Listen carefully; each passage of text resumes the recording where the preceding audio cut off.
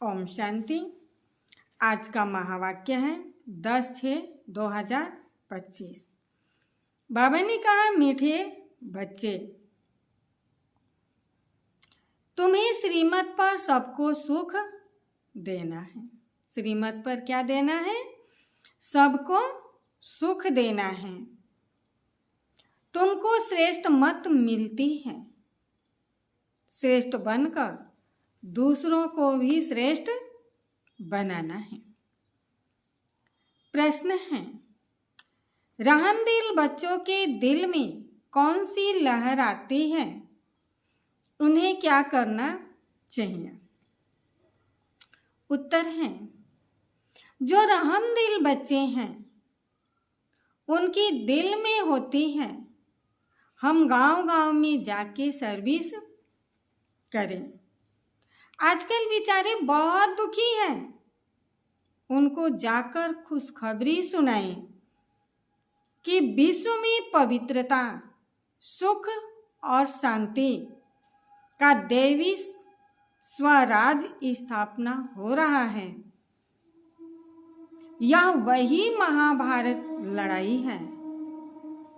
बरोबर उस समय बाप भी था, अभी भी बाप आया हुआ है।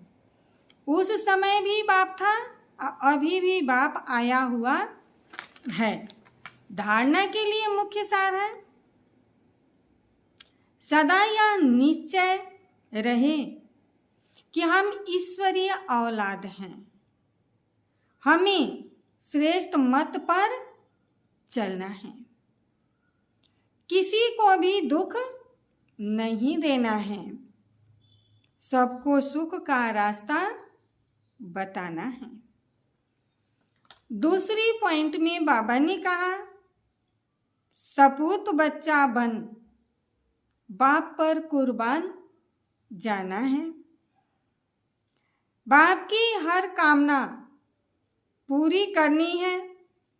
जैसे बाप दादा निर्माण और निरहंकारी हैं, ऐसे बाप समान बनना है। बाप निर्माण भी है तो निरहंकारी भी है। ऐसे हमें बाप समान बनना है। वरदान में बाबा ने कहा, स्व उन्नति द्वारा सेवा में उन्नति करने वाले सच्चे सेवाधारी भव। स्व उन्नति सेवा की उन्नति का विशेष आधार है। कौन सा? स्व की उन्नति।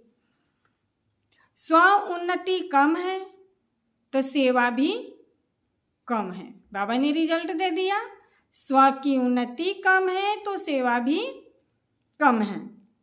सिर्फ किसी को मुख से परिचय देना ही सेवा नहीं है, लेकिन हर कर्म द्वारा श्रेष्ठ कर्म की प्रेरणा देना, यह भी सेवा है। जो मनसा वाचा कर्मणा सदा सेवा में तत्पर रहते हैं, उन्हें सेवा द्वारा श्रेष्ठ भाग्य का अनुभव होता है।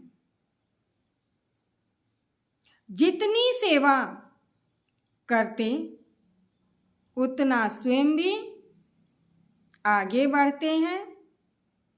अपने श्रेष्ठ कर्म द्वारा सेवा करने वाले सदा प्रत्यक्ष फल प्राप्त करते रहते हैं। स्लोगन है, समीप आने के